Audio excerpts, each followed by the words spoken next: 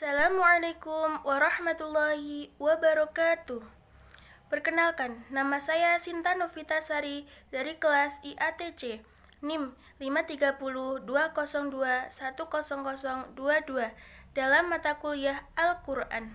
Dosen pengampu Ibu Neni Mutiatul Awaliyah MAG.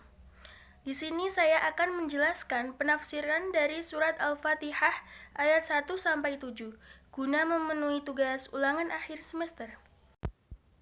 Selanjutnya saya akan menafsirkan surat Al-Fatihah ayat 1 sampai 7. A'udzu billahi minasyaitonir rajim. Bismillahirrahmanirrahim. Dengan nama Allah yang Maha Pengasih lagi Maha Penyayang. Aku memulai bacaan Al-Quran dengan menyebut nama Allah, nama yang teragung bagi satu-satunya Tuhan yang patut disembah, yang memiliki seluruh sifat kesempurnaan dan tersucikan dari segala bentuk kekurangan. Tuhan yang Maha Pengasih, pemilik dan sumber sifat kasih yang menganugerahkan segala macam karunia, baik besar maupun kecil, kepada seluruh makhluk. Tuhan yang Maha Penyayang, yang tiada henti memberi kasih dan kebaikan kepada orang-orang beriman. Memulai setiap pekerjaan dengan menyebut nama Allah akan mendatangkan keberkahan. Jadi, ketika kita akan bekerja atau akan berpergian, kita harus membaca basmalah terlebih dahulu. Dengan mengingat Allah dalam setiap pekerjaan, seseorang akan memiliki kekuatan spiritual untuk melakukan yang terbaik dan menghindari dari sebuah keburukan. Segala puji kita persembahkan hanya untuk Allah Subhanahu wa Ta'ala, Tuhan Pencipta dan Pemelihara seluruh alam. Jadi hikmah yang dapat kita ambil dari bacaan basmalah ini, kita selalu senantiasa membaca basmalah sebelum melakukan pekerjaan yang penting. Berarti kita harus mengingat Allah Subhanahu wa Ta'ala pada setiap pekerjaan. Dengan demikian ini akan melakukan pekerjaan tersebut dengan selalu memperhatikan norma-norma Allah dan apa yang dilarang olehnya. Dampak pekerjaan yang dilakukan akan berubah sebagai amalan ukhrawi. Seorang muslim diperintahkan membaca basmalah pada waktu mengerjakan sesuatu yang baik. Karena Nabi SAW telah bersabda, setiap pekerjaan penting yang tidak dimulai dengan menyebut nama basmalah adalah buntung atau kurang keberkahannya. Riwayat Abdul Qadir Ar-Rohawi. Orang Arab sebelum datangnya Islam mengerjakan sesuatu dengan menyebut Al-Lata atau Al-Uzza, nama-nama berhala mereka. Sebab itu Allah mengajarkan kepada penganut agama Islam yang telah mengisahkannya agar mereka mengerjakan sesuatu dengan menyebut nama Allah. Ayat kedua. Alhamdulillahi Rabbil Alamin. Segala puji bagi Allah, Tuhan semesta alam. Jadi, segala puji bagi Allah. Yang dimaksud yaitu sebagai ungkapan pujian kepada Allah. Pengertian yang terkandung dalamnya yaitu bahwa Allah Subhanahu wa Ta'ala adalah yang memiliki semua pujian yang diungkapkan oleh semua hambanya, atau makna yang dimaksud ialah bahwa Allah Subhanahu wa Ta'ala adalah zat yang harus mereka puji. Lafaz Allah merupakan nama bagi zat yang berhak untuk disembah. Tuhan semesta alam, artinya Allah adalah yang memiliki pujian semua makhluknya, yaitu terdiri dari manusia, jin, malaikat, hewan-hewan melata, dan lainnya. Masing-masing mereka disebut alam. Oleh karenanya, ada alam manusia, alam jin, dan lain sebagainya.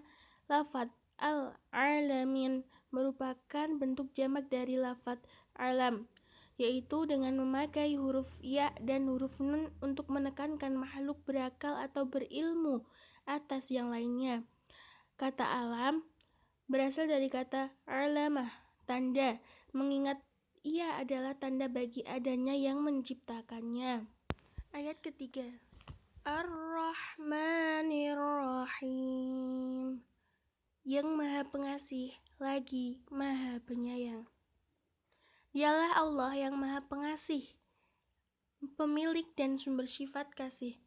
Dialah Tuhan yang menganugerahkan segala macam karunia, baik besar maupun kecil kepada seluruh makhluknya. Allah Maha Penyayang yang selalu tiada henti memberi kasih dan kebaikan kepada orang-orang yang beriman. Dialah satu-satunya pemilik hari pembalasan dan perhitungan atas segala perbuatan, yaitu hari kiamat. Kepemilikannya pada hari itu bersifat mutlak dan tidak disekutuai oleh suatu apapun. Pada ayat kedua telah diterangkan bahwa Allah adalah Tuhan seluruh alam. Maka untuk mengingatkan hamba kepada nikmat dan karunia yang berlipat ganda yang telah dilimpahkan oleh Allah Subhanahu wa Ta'ala, serta sifat dan cinta kasih sayangnya yang abadi pada dirinya, diulang-ulang sekali lagi menyebut kata Ar-Rahman, Ar-Rahim. Yang demikian dimaksudkan agar gambaran keganasan dan kezaliman seperti raja-raja yang dipertuan dan bersifat sewenang-wenang lenyap dari pikiran kita semua. Allah mengingatkan dalam ayat ini bahwa sifat ketuhanan Allah terhadap hambanya bukanlah sifat keganasan dan bahkan bukan sifat kezaliman, tetapi berdasarkan cinta dan kasih sayang. Dengan demikian, manusia akan mencintai Tuhannya dan menyembah Allah dengan hati yang aman, tentram, bebas dari rasa takut dan gelisah. Ayat keempat, Maliki Yaumiddin, pemilik hari pembalasan, yaitu Allah Subhanahu wa Ta'ala, satu-satunya pemilik hari pembalasan dan perhitungan atas segala perbuatan, yaitu hari kiamat. Kepemilikannya pada hari itu bersifat mutlak dan tidak disekutuai oleh sesuatu apapun. Atas dasar itu semua, hanya kepada Allah kami menyembah dan beribadah dengan penuh ketulusan, kehusyukan dan tawakal, dan hanya kepada Allah kami memohon pertolongan, dan segala urusan hanya kita serahkan kepada Allah Subhanahu wa Ta'ala.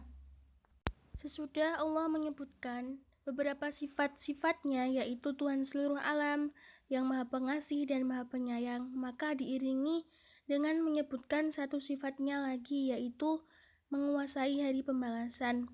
Penyebutan ayat ini bermakna kekuasaan Allah atas alam ini tak terhenti sampai di dunia ini saja, tetapi terus berkelanjutan sampai hari akhir. Ayat kelima, Iyyaka na'budu wa iyyaka nasta'in, hanya kepada Engkaulah kami menyembah dan hanya kepada Engkaulah kami memohon pertolongan.